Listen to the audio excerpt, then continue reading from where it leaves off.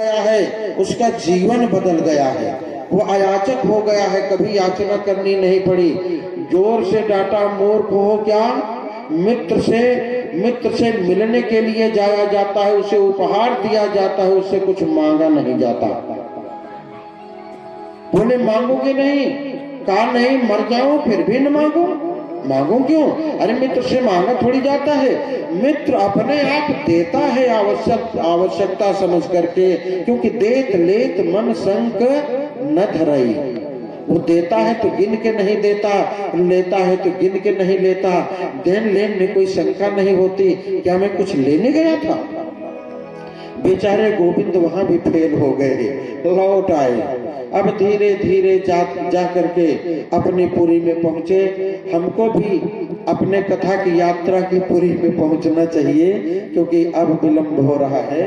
आइए देखें, अपनी पुरी में पहुंचते हैं तो बेचारे जब पहुंचे तो वहां विश्वकर्मा पहले से लगे हैं। विश्वकर्मा जी सुशीला के पास पहुंचे, बोले हे देवी, भगवान का आदेश है, वो महल बनाना है, कहाँ बनाऊं? उस देवी ने कहा कि हे विश्वकर्मा, अब तक मैंने जिन जिन घरों से अन्न का एक भी कण मांग करके और अपना जीवन यापन किया है, पहले उन घरों की अट्टालिकाओं को सजा दो, उसके बाद मेरा घर बनाना। नारायण विवश थे विश्वकर्मा जी। सुशीला ने जहां से अन्न का एक एक भी कण लिया था, नारायण पहले उनका महल बना।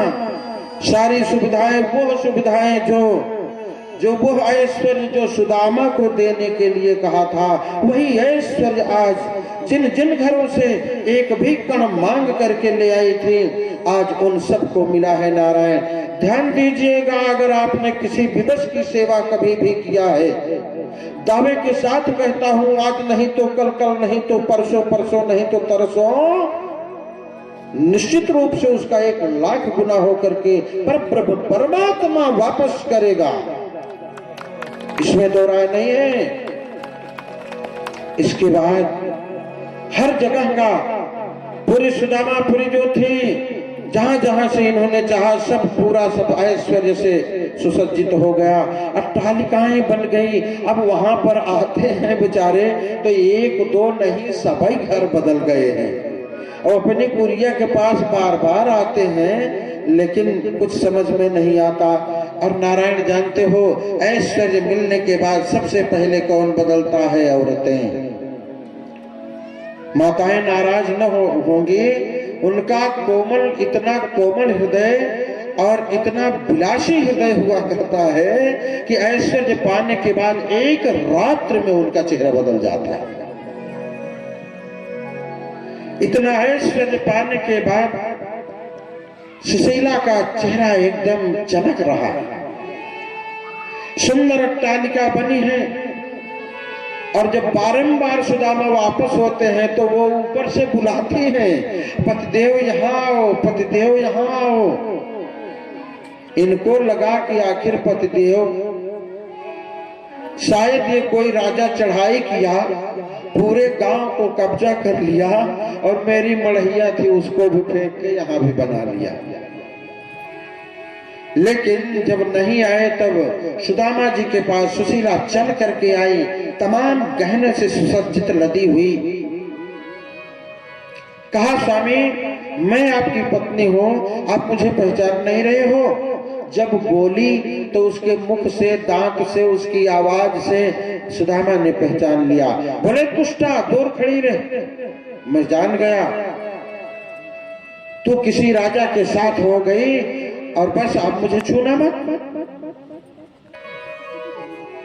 बोले जिनके यहाँ गए थे उन्हीं के द्वारा भेजा गया यह सारा ऐश्वर्य है। बोले पागल कहीं की दुष्टा, मुझे तो राम राम में विदा कर दिया और इसके लिए महल बनवा दिया, चले यहाँ से, खबरदार छूना मत। कहा मुझे तो राम राम में विदा कर दिया।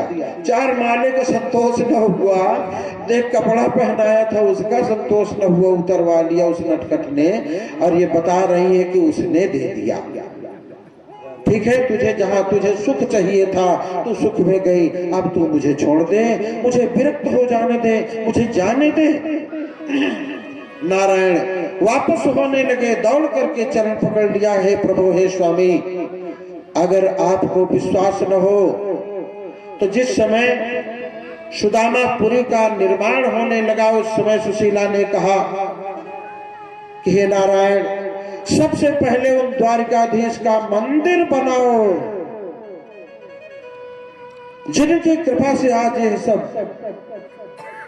आज आंख से देखने को मिल रहा है, जिनकी कृपा से सारा कुछ संपन्न हो रहा है। पहले उन द्वारिकाधीश की मंदिर बनाओ, उनकी सुंदर सी हंसती हुई मूर्ति बनाओ, उसके बाद मेरे घर को बनाने की शुरुआत करना। तो नारायण वहां सबसे पहले गोविंद का मंदिर बना। पत्नी ने कहा कि हे पतिदेव, अगर मैं सत्य हूं, अगर मैं पतिव्रता हूं, अगर मैं सत्य हूं, तो मैंने पहले उन गोविंद का मंदिर निर्माण करने के लिए कहा है, और चलो यदि वह मूर्ति कह देगी कि सारा ऐश्वर्य उन गोविंद का दिया हुआ है और मैं सत्य हूं, तब आप मुझे स्वीकार करना अथवा बाहर कर देना। नारायण आज सुदामा जी ने कहा, हाँ अब सत्य कह रही है, पत्थर की मूर्ति है, बोले हाँ, कहा ठीक है चलो।